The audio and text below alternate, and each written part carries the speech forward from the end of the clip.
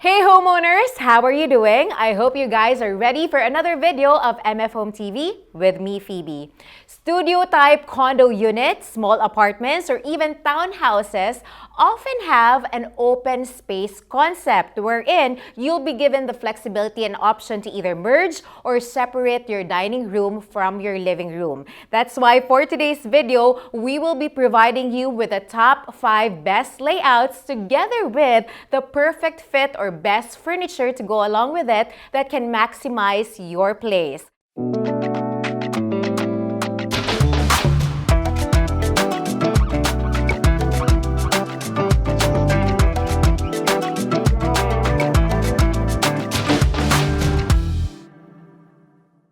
Let's head on immediately to our first layout, the transitional style.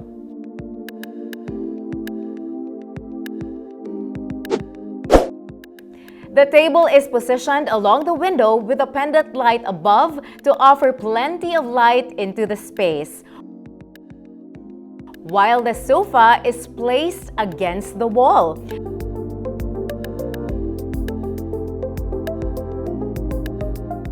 Utilize area rugs, throw pillows and blankets as accents to enhance the overlook of the space.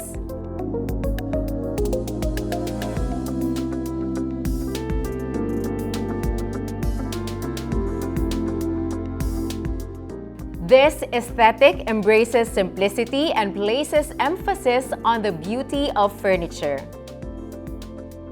The second layout is creating a division, not through walls, but by using a large floor-to-ceiling bookshelves.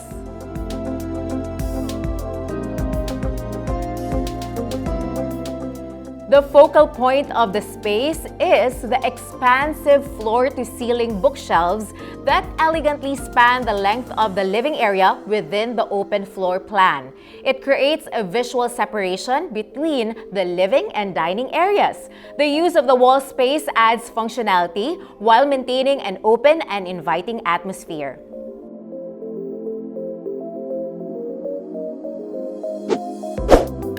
Our third layout is a contemporary white and gray living and dining area.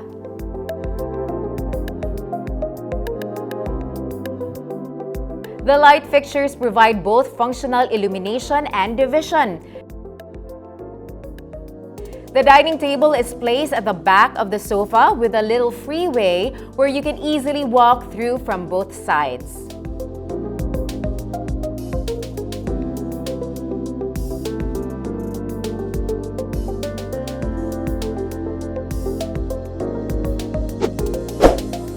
Our fourth layout is an industrial design or style where we use a console table with lamps as a makeshift room dividers between these areas.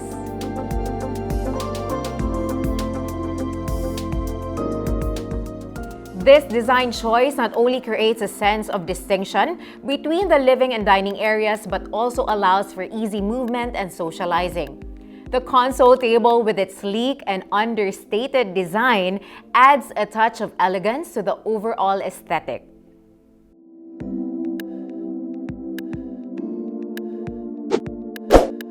Last but not the least is our urban style where we have our sofa and dining table positioned back to back.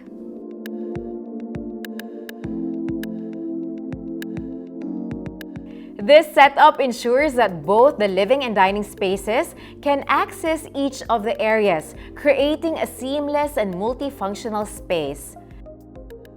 In the corner, there's a floating TV stand with artwork completing the modern and functional design of the living area.